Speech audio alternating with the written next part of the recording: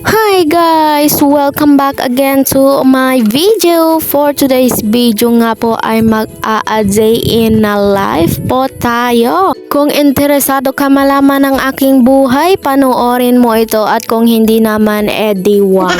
Ayan, trabaho ko pa lang sa gabi ay inipon ko na ang aking mga lalabahan at pinambaliktad-baliktad. Pagkatapos niya ay nagtupi na ako ng aking mga nilabahan noong nakaraang linggo pa. Pinantupi ko na dyan, nakikita nyo naman si Iyo na grabe kadawdawa na bata yan. Ayan pa ang kanyang trabaho. Galing-galing naman. Lahat ng pinantupi ko ay pinanglagay niya sa cabinet tapos kanya nang ginawa. Go!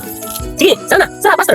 Abay, syempre, ang papa niya ang cameraman, flashlight lang ang kanyang lights. Ako na nga nag-ayos niyan. At pagkatapos naman, syempre ay nagbabad na ako ng first batch na aking lalabahan. And syempre, nagpa-signal ako dahil walang signal sa amin. Opo, tapos nagsalang para sa kainin ni Mr. At pinadala ko na yung saging kasi hinog na. Pinadala ko na yung saging sa may-ari ng farm. At ito ang paligid ng kanilang farm. May fish pond po yan sa likod.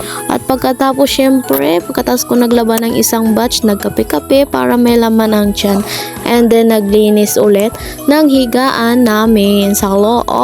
Sabay paputol-putol nga aking laba dahil naman sinasakitan ako ng aking katawan paggabi. And after that, inayos ko nga dadali ni Mr. dahil wala pong kuryente dito sa amin. Pinadala ko yung mga dapat i-charge. Then pinabili ko yung plato na pinahugasan ko ng gabi pa. And after that, naglaba ako ulit. Bumalik ako sa aking binalaban na second batch. And pagkatapos ko ng second batch maglaba ay ako po ay obligasyon na magdadad ng kamote at magbalat para po sa pagkain ng aso at ng mga manok na nakakulong sa loob ng net. And after nyan ay hinugasan ko yung kamote para lutuin sa pagkain ng aso at hinaluan namin ng bigas. And after that, bumalik na naman ako sa aking lalaban pang third batch at ayan na nga, inabutan pa ako ng malakas na ulan na bigla na lang sumulpot. Ang ulan ay pinatidi ko muna si Iyo para siya ay nagugutom pa rin siya. So pinakain ko ulit ng kanin, din kumain na rin ako ng aking agahan. Yan ang ulam namin, prito na may gulay. Kain tayo guys. Siyempre bilang ina, kailangan natin sa araw-araw ang linisan ng ating mga anak. Kailangan nating linisan ang kanilang mga kuko. Pwedeng pasukin ng dumi dahil napaka-sensitive ng skin ng ating mga anak, lalo na sa akin. Konting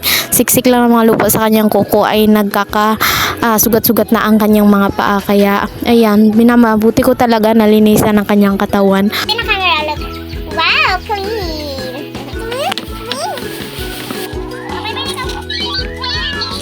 Siyempre, pagtapos ulit ng gawain natin sa ating mga anak, gawain naman na pang bahay. Balik na naman ako sa labahan ko guys para magbanlaw. And then, yan ang kaganapan ni Iyo dyan. At maaga nga palang umuwi dyan si Mr. Kaya happy ako dyan kasi may katuwang na akong maglinis at mayroon na akong katuwang mag-alaga kay Iyo.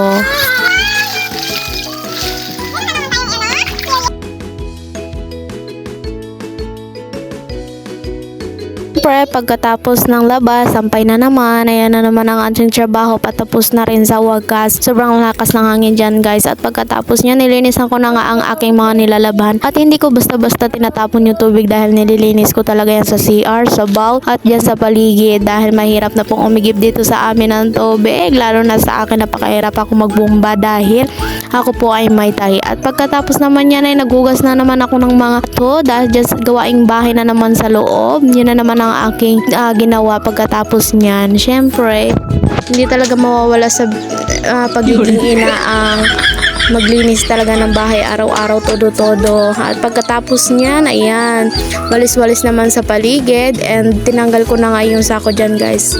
At ganyan naman ang nangyayari sa akin araw-araw, ganyan ako naglilinis. Niisa-isa ko siya kasi masakit talaga yung ulo ko guys kapag hindi ako nakakapaglinis ng bahay. Nakikita kong marumi ang bahay, so masakit talaga ang aking ulo, parang sasabog at mainit talaga, nakikipag-away ako. And after niyan, dahil nga umambo na pero masikat pa rin ang araw, ay tinanggal ko na ang aking lalabahan dahil baka lumakas pa ang ulan. And then walis-walis lang sa labas and abutan pa nga kami ng malakas na hangin guys, nasira ang aming kusina. Thank you for watching!